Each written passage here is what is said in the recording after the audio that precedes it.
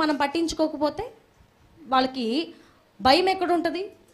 నా పట్ల సంఘానికి ఒక బాధ్యత ఉంది అని వారు ఎక్కడ అనుకుంటారు?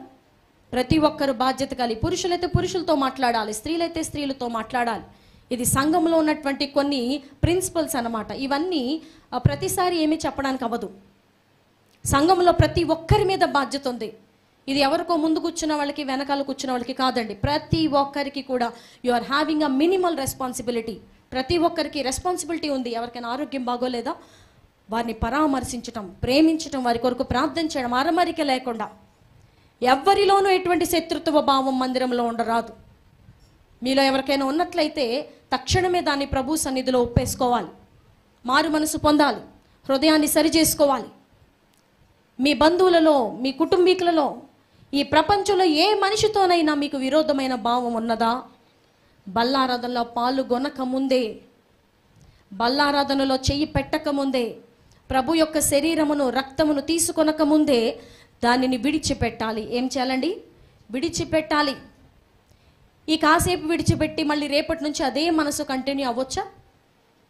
ఇప్పుడు అత్తగారిని ప్రేమించలేకపోతున్నారు ఈమె. బల్లారాధన తీసుకునే ముందు ఏ విధమైన భావం, వ్యతిరేకమైన భావం ఉండకూడదని చెప్పారు కాబట్టి అప్పటికి ఇష్టం అత్తగారంటే, కోడలంటే అప్పటికి ఇష్టం, అమ్మ నాన్న అంటే అప్పటికి ఇష్టం.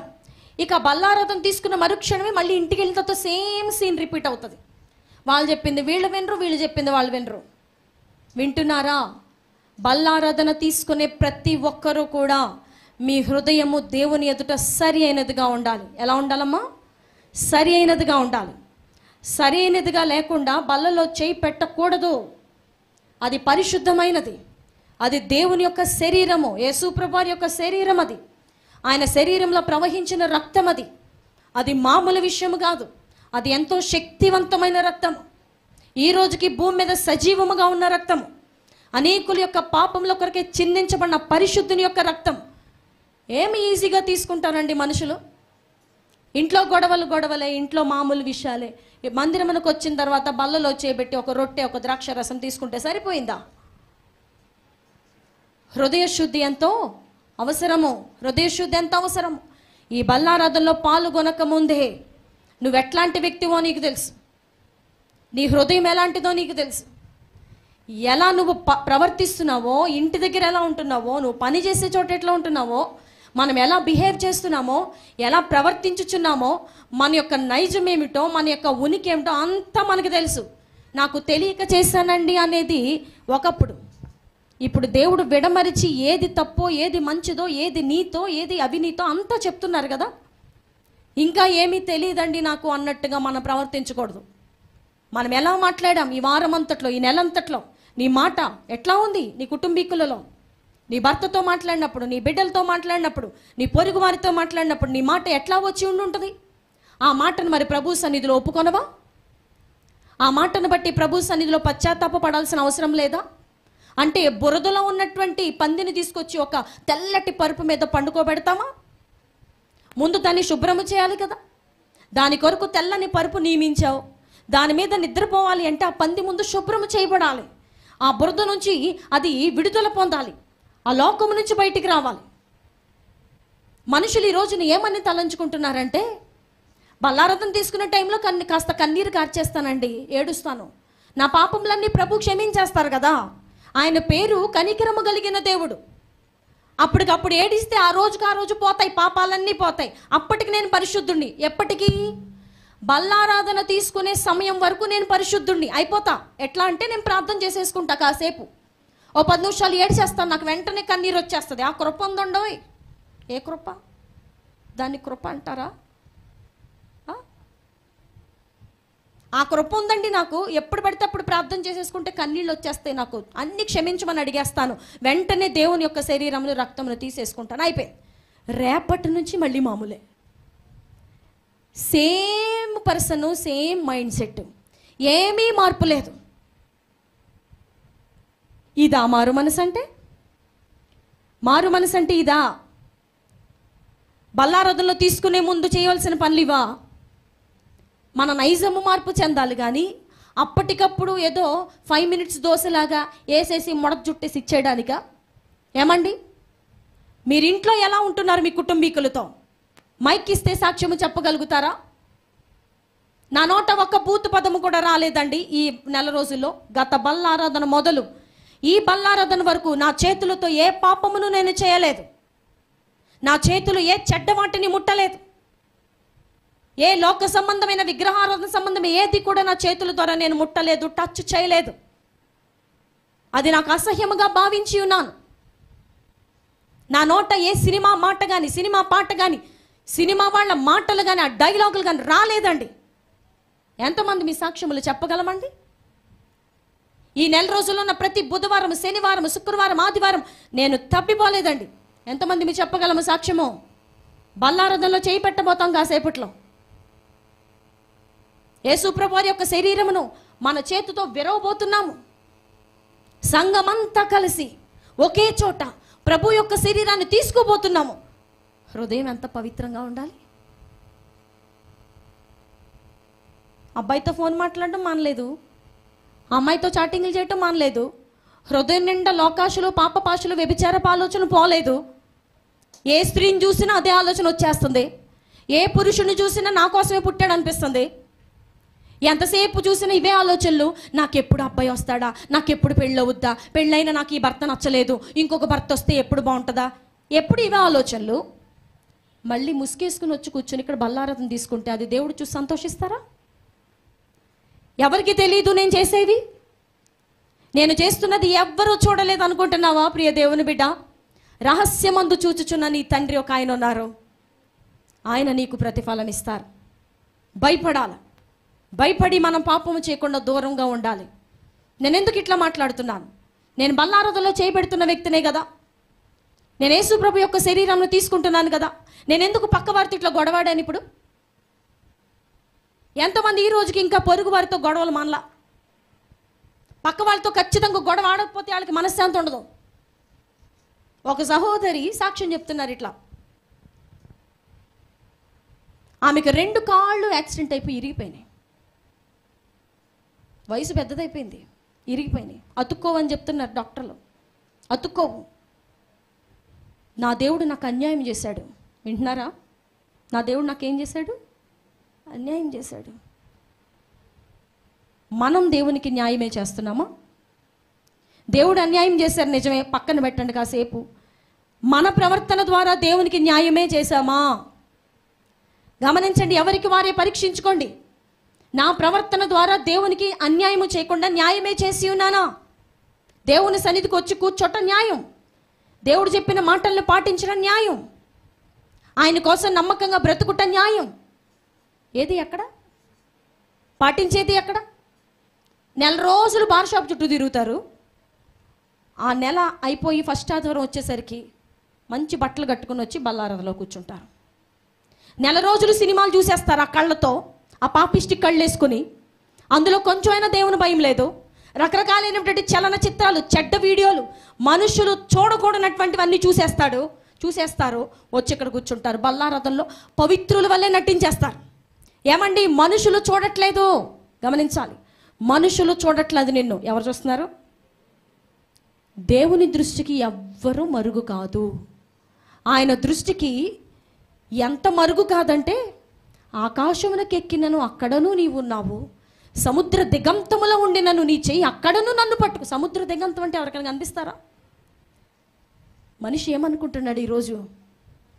నేను ఇక్కడ ఎవరితో గొడవాడాను, నేను ఇక్కడ ఒక అమ్మాయితో మాట్లాడుతున్నాను, ఒక అబ్బాయితో చాటింగ్ చేస్తున్నాను, ఎవ్వరేం చూడట్లేదు, మా అమ్మకు తెలియదు, మా నాన్నకు తెలియదు, నేను ఇష్టం వచ్చినట్టు రకరకాలైన చెడ్డ వీడియోలు, మనుషులు చూడకున్నటువంటి రాత్రి 2ంటికి 3ంటికి 1 గంటకు లేచి దుప్పట్లో ఫోన్ పెట్టుకుని పైకి వెళ్ళిపోయి మేడ మీదకి వెళ్ళిపోయి చీకటి గదిలో కూర్చొని చూస్తున్నాను. నన్ను ఎవరూ చూడట్లేదు. ఎవరు చూడట్లేదా? నీ పక్కనే తండ్రి, కుమార, పరిశుద్ధాత్మ 3 చూస్తున్నారు. తెలుసా? నువ్వు మాట్లాడిన ప్రతి మాట 3 వింటున్నారు తెలుసా? నువ్వు చూస్తున్న ప్రతి వీడియో 3 చూస్తున్నారు నీతో పాటు తెలుసా? నువ్వేం చూస్తున్నావో, ఏ గుట్టకలు మింగుతున్నావో ప్రభు చూస్తున్నారు. నువ్వు ఎంత అన్యాయంగా ప్రవర్తిస్తున్నావో ప్రభు చూస్తున్నారు. ఇట్లాంటి అన్యాయమైన హృదయం పెట్టుకొని మనం బల్లలో చేపెట్టలేమండి. అది న్యాయమైనది కాదు, అన్యాయం అది. దేవుని యొక్క పరిశుద్ధమైన శరీరాన్ని మనం అపవిత్రపరచకూడదు. పరిశుద్ధుల సమూహం ఇది. సంఘం అంటే ఏంటది? పరిశుద్ధుల సమూహం. ఒకవేళ అపవిత్రులు ఉన్నట్లయితే వారు వాక్యమును బట్టి తడవబడి, నానబెట్టబడి, దాంట్లో ఉన్న రాళ్ళన్నీ ఏరవేయబడి, తుక్కంతా ఏరవేయబడి, మా చక్కటి ముద్దవలే ఆ పరమ కుమ్మరి చేతిలోనికి ఒక కొండను తయారు చేయడానికి అనువైనటువంటి ఒక చక్కటి మట్టి ముద్దలాగా తయారవ్వాలి. కానీ రోజు రోజుకి పాపంలో దిగబడిపోతున్నావు. రోజు రోజుకి నీలో కఠినమైన ఎక్కువైపోతుంది.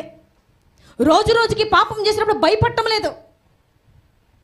రోజు రోజుకి పవిత్రతలో ఇంకా ఎక్కువగా మనం ముందుకు సాగాలి. కానీ మహిమలో నుండి అధికమైన మహిమలోనికి, పవిత్రతలో నుండి అధికమైన పవిత్రతలోనికి ఈరోజు ఇలాగూ దేవుడు నాతో మాట్లాడారంటే ఇంకొంచెం ఎక్కువగా నేను ఎలా భక్తి చేయాలి? ఇది కదా మనకు కావాల్సింది.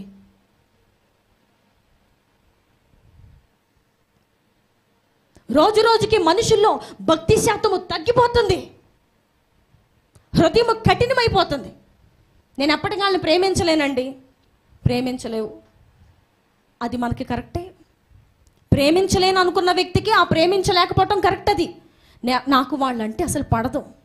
నీ హృదయాన్ని ఒక్కసారి ప్రశ్న వేయి. సహోదరి, సహోదరుడా, ప్రతి ఒక్కరిని మిక్కుటమైన ప్రేమతో ప్రేమించగలుగుతున్నారా? ఇక్కడ కూర్చున్న మీరు, మనం. Can you love each other?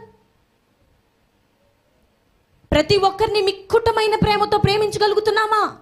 హృదయంలో పరుపు లేకుండా, హృదయంలో ఏ విధమైన ఆటంకం లేకుండా. అలా ప్రేమించినప్పుడే మనం బల్ల తీసుకోవటానికి అర్హులము. ఎవరి మీదో విరోధం పెట్టుకుని ఇక్కడికి వచ్చి బల్ల తీసుకుంటే అది నీకు ఉపయోగం అనుకుంటున్నావా? ఎవరి మీదో విరోధం పెట్టుకుని గొడవలాడి, నోరు పారేసుకుని, మావయ్య గారి మీద గొడవాడి, అత్తగారి మీద గొడవాడి, ఇంకెవరి మీద గొడవాడి ఏంటమ్మా మనం చేసే భక్తి? దానికి ఒక చివర మొదల ఉందా? ఎంత విపులంగా దేవుడు మనతో మాట్లాడుతున్నారు, ఎంత క్లారిటీగా దేవుడు మనకు చెప్తున్నారు. ఇంకా గొడవలు మానలేని కుటుంబాలు మన సంఘంలో ఉన్నాయా?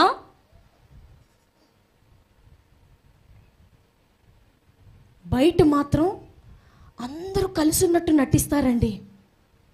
వీళ్ళ ఫ్యామిలీలో అసలు గొడవలే లేవన్నట్టు నటిస్తారండి. ఇంటిలోకి వెళ్ళి చూస్తే చీపురు కట్లు ఇరిగిపోతాయి. దేనికి? గొడవలు ఆడుకొని కోపం వచ్చి కొట్టేసుకుని చీపురు కట్లు, పప్పు గుత్తులు, ఆ ఇంట్లో ఉన్న సామానం అంతా బద్దలైపోతూ ఉంటుంది. ఇట్లాంటి వారు బల్లలో పాల్గొనుటకు అర్హులా? భయం ఉన్నదా కొంచెమైననో? సంఘంలో ఉండు ప్రతి ఒక్కరికి వాక్యం ఏమైనా తక్కువైనదా? నీళ్లు పోయటం తక్కువైందా? మొక్కకి కలుపు ఏరడం తక్కువైనదా? పరమ కుమ్మరైనటువంటి ప్రభువారు కొండ చేయాలని ఎంత ప్రయాసపడుతున్నారండి ఈ భూమి మీద. ప్రతి సంఘములో ఆయన ఒక చక్కటి కొమ్మరి వలె కొండలు తయారు చేయటకు ఆయన ప్రయాసపడుతున్నారే. మాట్లాడితే చేతులు విడిపోతున్నాం మనం. ఆయన మట్టి తీసుకొని సారిపై ఉంచగానే విడిపోతున్నాం. మళ్ళీ సహనం కలిగి, మళ్ళీ నానబెట్టి ఆయన చేయవలసినంత చేసేస్తున్నారు. Still we are breaking. ఇంకా నువ్వు విడిపోతున్నావు. నిన్ను సారీపై ఎక్కించాలంటే భయం వేస్తుంది ప్రభువుకి. ఎక్కడ విడిపోతాడో, ఎక్కడ విడిపోద్దో. వాక్యం విన్నంతసేపు వినేస్తారు. ఇంటికి వెళ్ళిన తర్వాత పాటించేస్తున్నామా? ఇంటికి వెళ్ళిన తర్వాత అది హృదయంలో నిలబడుతుందా వాక్యము? మా గృహంలో ఏ విధమైనటువంటి శబ్దములు రావండి. మా గృహంలో ఏ విధమైనటువంటి గొడవల శబ్దములు రావండి. ముఖం మార్చుకుని తిరిగే మనుషులు మా ఇంట్లో లేరండి. How many of your families can testify? మీలో ఎంతమంది కుటుంబాలు ఇలాగూ సాక్ష్యం ఇవ్వగలరు? మా ఇంట్లో ముఖం మార్చుకునే మనిషి లేడు. అందరము క్రీస్తు ప్రభు రక్తములో కడగబడ్డాం. ఒక మాట, కడుకు మాట ఇంకొకళ్ళ నుంచి వచ్చినా ఇంకొకళ్ళు వెంటనే క్షమించేసే మనసు ఉంటుంది. ముఖం మార్చుకొని అన్నం తినడం మానేసి మంచాల మీదకి ఎక్కి పడుకొని దుప్పట్లు ముసుకేసుకుని బతిమాలిచ్చుకుని ఇంట్లో నుంచి బయటికి వెళ్ళిపోయి అన్నం ప్లేస్లు ఎసరగొట్టి చేతిలో ఉన్న సామానం విసరగొట్టి బండి వేసుకుని బయటికి వెళ్ళిపోయి సాయంత్రం దాకా రాకోకుండా ఇట్లాంటివి మా ఇంట్లో జరగవండి. ఎంతమంది మన గృహాల్లో ఇట్లాంటి సాక్ష్యములు ఇవ్వగలమండి? నేను నా భర్తతో ఏ విధమైనటువంటి విభోద్యం లేకుండానే ఇక్కడికి వచ్చానండి. ఎంతమంది స్త్రీలు మీ గురించి సాక్ష్యము చెప్పగలరు? మా ఇద్దరి మధ్యలో ఏ విధమైనటువంటి పరుపు లేదండి. చిన్న చిన్న వచ్చిన సర్దుకుపోతామండి. సాక్ష్యము చెప్పమనేసరికి ఏమో జీరో అయిపోతాం. బలారథం తీసుకోవడానికేమో ముందు వచ్చేస్తాం. దీనికి లింక్ ఉందని తెలుసా? యేసు ప్రభు యొక్క శరీరమును పట్టుకోవాలంటే ఎంత ధైర్యం ఉండాలి, ఎంత గట్స్ ఉండాలండి. ఏ మానవుడు సరిపోడు నిజమే, కానీ ఆయన అంత తగ్గించుకుని మన కొరకు తన శరీరాన్ని తినమని ఇచ్చారు కాబట్టి ఆయన కృప మన మీద ఉంది, తీసుకోగలం. కానీ ఈ హృదయం సరైనదిగా లేకుండా, హృదయం అంతా అబద్ధికులతో నింపబడి, హృదయం అంతా అబద్ధముతో నింపబడి నిండిపోయింది. నిజం చెప్పే నరుడు, నిజం చెప్పే నోరు, నిజం చెప్పే సిచ్యువేషను ఉందా అంటే ఆలోచించాల్సిందే.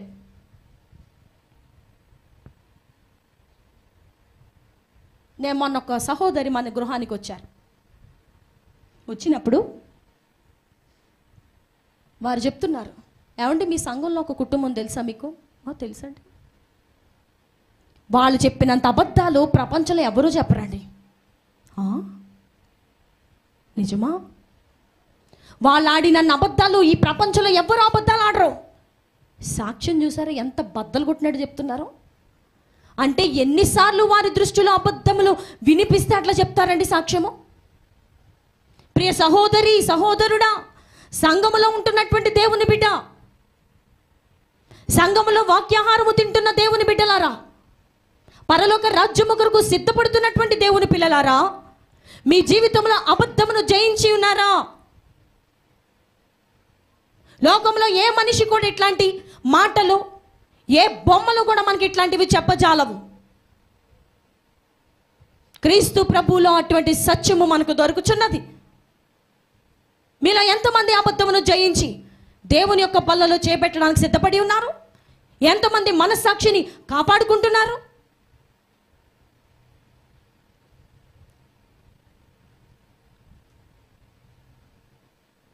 ఎప్పుడు అవకాశం వస్తే అప్పుడు అబద్ధం చెప్పి, ఎప్పుడు అవకాశం వస్తే మాట మార్చి, సత్యము లేదు, నీతి లేదు, యథార్థమైనటువంటి హృదయం అక్కడ లేదు.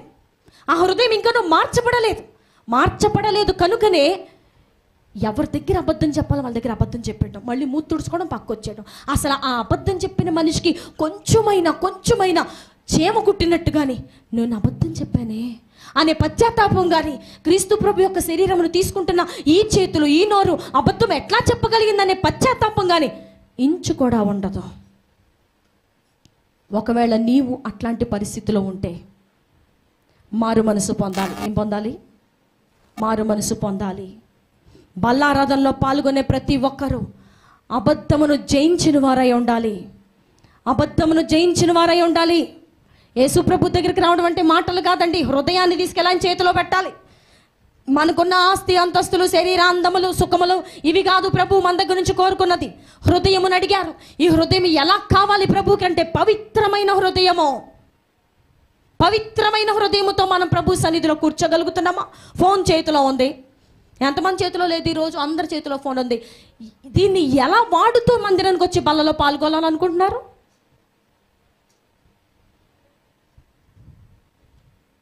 దాంట్లో కొంతమంది రీల్స్, షార్ట్స్ చేస్తూ ఉంటారు డబ్బుల కోసం. యూట్యూబ్లో నుంచి లక్షలు సంపాదిస్తున్న వారు ఉన్నారు ఈరోజు. వీడియోలు పెట్టి, అవి పెట్టి, ఇవి పెట్టి వాళ్ళు బతకడం కోసం వీడియోలు పెడుతుంటే మనం ఆత్మీయంగా చచ్చిపోవడం కోసం వాటిని చూస్తున్నాం. ఎంతమంది ఫోన్ల దగ్గర బందీలు అయిపోయారండి. ఎంతసేపు చూసినా తృప్తి లేదు, ఎంతసేపు స్క్రోల్ చేసినా తృప్తి రావటం లేదు. హలో ఫ్రెండ్స్, మా వీధిలో ఒక కుక్క కనిపించింది ఫ్రెండ్స్, ఆ కుక్కని నేను పట్టుకున్నాను ఫ్రెండ్స్, ఆ కుక్కని ఇంటికి. ఇదా వాడు చెప్పే సోది? ఆ సోదిని మారు మనసు పొంది నువ్వు వింటున్నావా? ఇని నీ యొక్క ఆత్మీయత అంతటిని జీరో చేసేసుకుని బల్లారదలో ఏం తీసుకుందామని వచ్చి కూర్చున్నావు? ఇక్కడ చాలామంది అట్లాంటి వీడియోలు చూసేవారు ఉన్నారు. మీ జీవితాల్లో గొప్ప గొప్ప డోర్స్ ఓపెన్ అవ్వాలంటే ఎక్కడ ఓపెన్ అవుతాయి? దేవుని యొక్క కృప రావాలంటే ఎక్కడి నుంచి వస్తుందండి? ఎంతో ప్రార్థన చేసిన భక్తులైన వారికి ఆయన ఎప్పుడప్పుడు దర్శనమిచ్చేవారు, అప్పుడప్పుడు కళ ద్వారా మాట్లాడేవారు. వీడియోలు చూసుకుంటూ, షార్ట్లు చూసుకుంటూ ఆ సోదంతా మనకెందుకు? అక్కడ కుక్క కనపడితే మనకెందుకు? పిల్లి పాకితే మనకెందుకు? వాళ్ళు ఎక్కడికి వెళ్తే మనకెందుకు? వాళ్ళు లోకస్తులు, మనకు అవసరమా? భక్తి చేసే నువ్వు అవే చూస్తున్నావు, లోకస్తులు అవే చూస్తున్నారు. ఇక వాళ్ళకి మనకి తేడా ఏమన్నా ఉందా? ఇట్లాంటివి చూడొద్దంటారని మందిరానికి రారు కొంతమంది. నేను రాను, నేను ఫోన్ చూసుకుంటూ ఇంట్లో కూర్చుంటాను, నాకు నచ్చినవన్నీ చూసుకుంటాను. నేను వీడియోలు, షార్ట్లు, రీల్స్, మీమ్స్ వాటిని జయించలేకుండా నీ కన్నులు పాపముతో నింపుకొని, నీ శరీరమును పాపముతో నింపేసుకొని, పాపపు కోరికలు నాకు రావండి అనేవాళ్ళు ఎవ్వరు ఉండరు. సైతాను ప్రతి ఒక్కరిని టచ్ చేస్తాడు. వాడికి చిన్న పెద్ద ఆడ మగ అనేమి తేడా ఉండదు. ముసలోళ్ళు కూడా టచ్ చేస్తాడు వచ్చి. ముసలోళ్ళు కూడా పాపిష్టి ఆలోచనలతో నింపుతాడు. అట్లాంటివి చూస్తున్నప్పుడు నీ కన్నులు పవిత్రంగా ఉంటాయా? సినిమా పాటలు పాడుతున్నప్పుడు నీ నోరు పవిత్రంగా ఉంటుందా? వాటిని చూస్తున్నప్పుడు నీ కన్ను పవిత్రమైనదిగా ఉంటుందా? మారు మనసు పొందాలి, హృదయాన్ని సరి చేసుకోవాలి. సంఘంలో ఉన్నామంటే మనల్ని బట్టి దేవుని పరిశుద్ధతకు ఎక్కడ చిల్లు పడకుండా చూసుకోవాలి. సంఘంలో ఉన్నటువంటి ప్రతి ఒక్కరికి ఆటంకం కాకున్నట్లుగా మన ప్రవర్తన చూసుకోవాలి. మందిరంలోనేమో తెల్లబట్టలు వేసుకొచ్చాం, ఇంటికి వెళ్ళిన తర్వాత హృదయం అంతా నలుపు అయిపోతుంది. భర్త మీద కేకలేసేసి, పిల్లల మీద కేకలేసేసి, అత్తగారి మీద కేకలేసేసి, మామయ్య గారి మీద కేకలేసి. ఒక ఆయన వచ్చి చెప్పుకుంటున్నారు తన బాధ. మా కోడలు నాకు అసలు భోజనమే పెట్టదండి, మా కోడలు నాకు అసలు భోజనమే పెట్టదు, మంచినీళ్ళు ఇవ్వదు, వాళ్ళ అమ్మ నాన్న వస్తే అన్నీ చేసి పెడుతుంది, నేను వెళితే మాత్రం కనీసం టీ చుక్కివ్వదు. మారు మనసు పొందిన నీ నుంచి వచ్చే సాక్ష్యమేనా? ప్రియ దేవుని పిల్లలారా, ఇట్లాంటి మనస్తత్వాలతో మనం దేవుని బలలో చేయి పెట్టవచ్చునా? ఆ తండ్రి కన్నిన కొడుకు నీకు భర్తగా కావాలి, ఆయన ద్వారా నీకు సంతానము కావాలి, ఆయన ద్వారా డబ్బు కావాలి, ఆయన ద్వారా సకలమైన సుఖాలు కావాలి. ఆ బిడ్డను కన్నా తండ్రి వద్దా? వద్దనే చెప్తున్నారు ఈ రోజున మారు మనసు లేని మొండోళ్ళు. మారు మనసు లేని మొండోళ్ళు అందరూ చెప్పే మాట ఏంటంటే, మీ అమ్మ వచ్చిందా వెళ్ళిపోమను, మీ నాన్న వచ్చాడా అమ్మ టీ పెట్టమ్మా, మా నాన్న వచ్చాడు, పాలు లేవో ఏమీ లేవు వెళ్ళిపోమను. కొంచెమైనా భయం లేదండి, కొంచెం కూడా.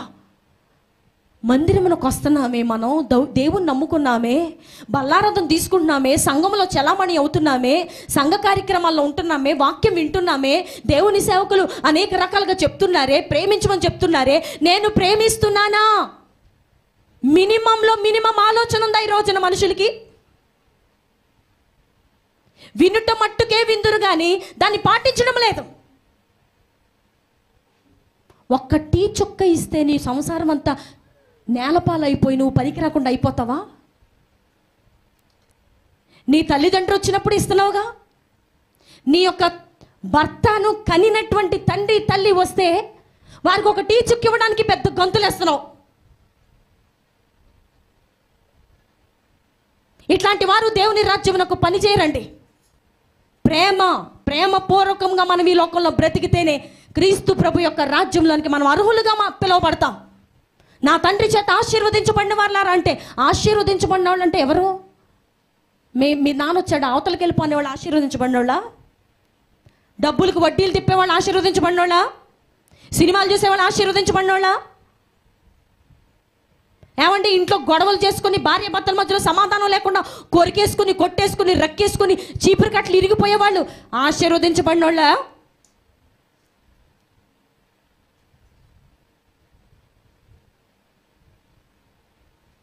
దేవుని వాక్యం చెప్తుంది,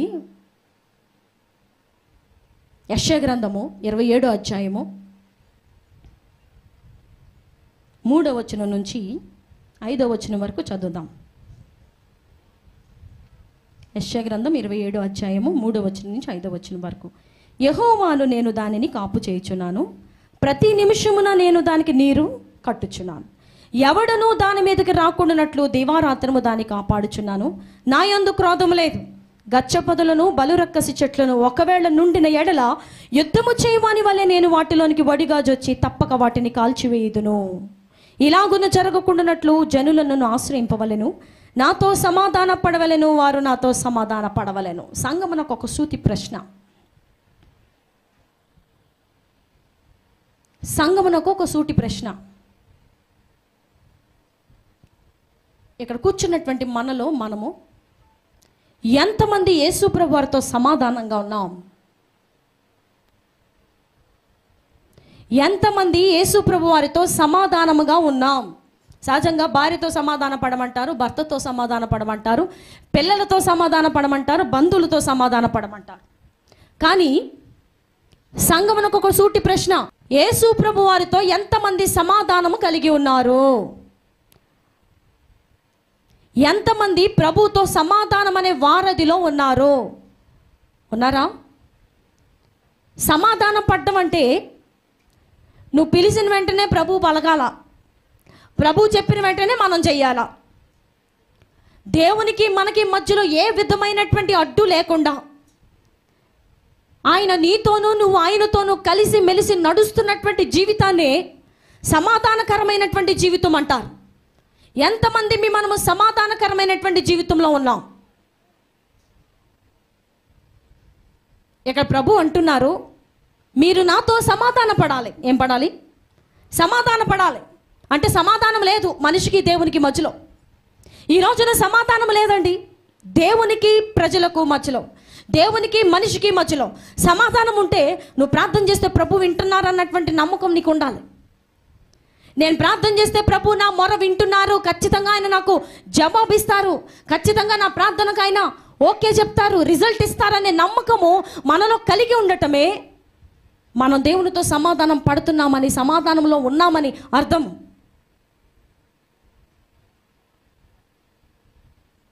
నాతో సమాధాన పడవలెను, మీరు నాతో సమాధాన పడవలెను. ఎందుకు సమాధాన పడమంటున్నారు? ఆ పైన మనం చదువుకున్న వాక్య భాగము ఏంటంటే, ప్రతి నిమిషమున నేను దానికి నీరు కడుతున్నాను, ఆ చెట్టుకి, ఆ మొక్కకి. దాన్ని దివారాత్రము కాపు చేయించున్నాను. ఎవ్వరూ దాని మీదకి రాకున్నట్లు దాని చుట్టూ కంచె వేశాను. దుష్టుడు దాని మీదకి రాకుండా, లోకస్తులు దాని మీదకి రాకుండా, ఎవరు దాన్ని ఇబ్బంది పెట్టకుండా, దాని ఆకులు ఏ జంతువులు తినేయకుండా మంచిగా కంచె వేశాను, కాపుదల కాస్తున్నాను, నీరు తక్కువ కాకుండా చూస్తున్నాను, ఎదిగేటట్టు సకలవిధ ప్రయత్నములు నేను చేస్తున్నాను ఆ మొక్కకి. కానీ ఒకవేళ నాకు తెలియకుండానే లోపల గచ్చ పొదలు, బలురక్కసి చెట్లు దానిలో మొలిస్తే నేను యుద్ధము చేయువాని వలె వడిగా జొచ్చి దాన్ని ఏం చేస్తాను? కాల్చివేస్తాను. మనమందరము కూడా దేవుని యొక్క గొప్ప తోటలో ఒక్కొక్కరు ఒక్కొక్క చెట్టు అయి ఉన్నాం, ఒక్కొక్కరు నాటబడినటువంటి ఒక మొక్క అయి ఉన్నాం. సంఘములన్నిటిలో ఉన్నటువంటి ప్రతి విశ్వాసి కూడా దేవుని యొక్క గొప్ప తోటలో, ఈ భూమి మీద ఉన్నటువంటి దేవుని యొక్క గొప్ప ఆ యొక్క గార్డెన్లో, ఆ యొక్క తోటలో, ఆ యొక్క వ్యవసాయ భూమిలో నాటబడినటువంటి మొక్కలమై ఉన్నాం. దేవుడు మళ్ళీ నాటారు, సత్తువ భూమి గల కొండ మీద మళ్ళీ నాటారు. శ్రేష్టమైనటువంటి ద్రాక్షవల్లి వల్లే మనం నాటారు. మంచి కాయలు మన నుండి చూడాలని ప్రభు ఆశపడి మనల్ని సంఘములలో నాటారు. ది లార్డ్స్ ఇవాంజలికల్ ఫెలోషిప్ సహవాసంలో తీసుకొచ్చి మనల్ని నాటారు. ఇక్కడ ఈ భూమిలో మనల్ని నాటారు. నాటినప్పుడు మనకేమీ తెలియట్లా, ఎలా ఎదగాలో ఏంటో, నీరు ఎలా తాగాలో, ఎలా ఆకులు వేయాలో, ఎలా పుష్పించాలో, ఎలా కాయలు కాయాలో మనకేమీ తెలియదు. ఆ గొప్ప వ్యవసాయకుడైనటువంటి తండ్రి ఆయన వచ్చి ప్రతి వ్యక్తి యొక్క బాధ్యతను ఆయన మీద వేసుకుని ఆ మొక్కకు కావలసినటువంటి నీరును అందిస్తున్నారు, ఆ మొక్కకు కావలసినటువంటి ఎరువులు వేస్తున్నారు, ఆ మొక్కకు కావలసినటువంటి ప్రతి విధమైనటువంటి ఏమేమి చేయవలెనో అన్నీ చేసుకుంటూ వెళుతున్నారు. ఎప్పటి నుంచి? సంఘము ప్రారంభమైనది మొదలు, యేసు ప్రభు ఈ లోకాన్ని విడిచి పరలోక రాజ్యమునకు వెళ్ళింది మొదలు, సంఘము ప్రారంభమైంది మొదలు ఆయన ఇలాగూ చేస్తున్నారు. ప్రతి మొక్కను, ప్రతి ఆత్మను ఆయన నాటి దానికి కావలసిన ప్రతిదీ కూడా ఆయన ఇస్తున్నారు.